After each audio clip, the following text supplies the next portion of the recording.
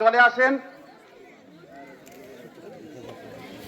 কুমিল্লা জেলার মুরাদনগর উপজেলার বাংরাবাজার থানাধীন স্বেচ্ছাসেবী প্ল্যাটফর্ম খামারগ্রাম প্রবাসী সংগঠনের প্রথম বর্ষপূর্তি উপলক্ষে দোয়া মাহফিল ও সংগঠনের দাফতারিক কার্যক্রম চালিয়ে যাওয়ার জন্য একটি কার্যালয়ের আনুষ্ঠানিক উদ্বোধন করা হয়েছে। শনিবার বিকেলে উপজেলার বাংরাবাজার থানাধীন খামারগ্রামের গাবতলী এলাকায় এই দোয়া মাহফিল ও কার্যালয় উদ্বোধন করা হয়।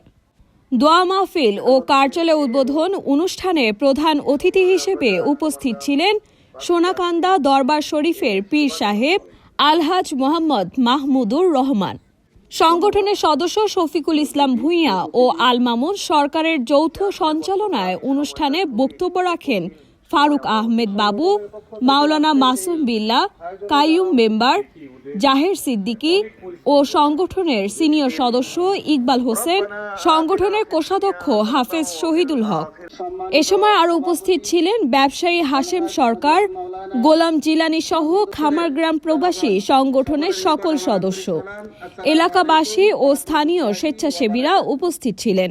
স্থানীয়রা জানান, খামারগ্রামের প্রবাসী গোলাম সামদানি, রোমান সরকার, নাইম ভূঁইয়া, তুষার সরকার, মামুন মিয়া, আফতাব হোসেন, সবুজ মিয়া সহ সংগঠনের সকল প্রবাসী সদস্যদের আর্থিক সহযোগিতা ও স্বেচ্ছাসেবীদের শ্রমে সংগঠনের মানবিক কাজগুলো সম্পূর্ণ করা হচ্ছে।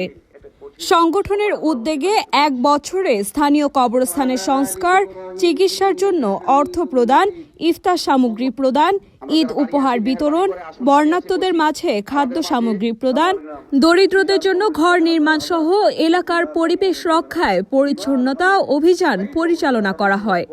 ভবিষ্যতে সংগঠনের কার্যক্রম আরও জোরদার করা হবে বলে জানিয়েছেন সদস্যরা।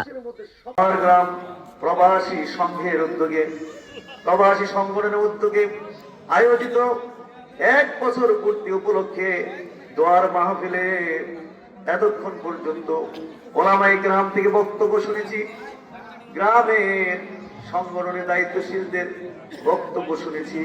মেহেরবানি করে কবুল আর মঞ্জুর করে নাও আল্লাহ পাক। এগুলোর খাতিরে জিন্দেগির গুনাহ মাফ করে দাও, বাপ মার গুনাহ মাফ করে দাও, দাদা দাদির গুনাহ মাফ করে দাও, নানা নানির গুনাহ মাফ করে দাও। প্রবাসী সংগঠনের নেতৃবৃন্দরা বিভিন্ন দেশে দেশে প্রবাস জীবন যাপন করছে। আল্লাহ এরা যে যেখানে আছে সবাইকে ভালো রাখো, সকলকে তুমি সুস্থ রাখো। কার মনে চায় আদরের ছোট ছোট বাচ্চা কাচ্চাগুলোকে দেশে ফেলে রেখে হাজার হাজার মাইল দূর প্রবাস জীবন যাপন করতে?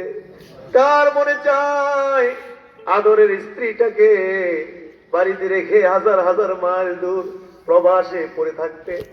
বাপ মাকে দেশে রেখে প্রবাসে পড়ে থাকতে কার মনে চায়?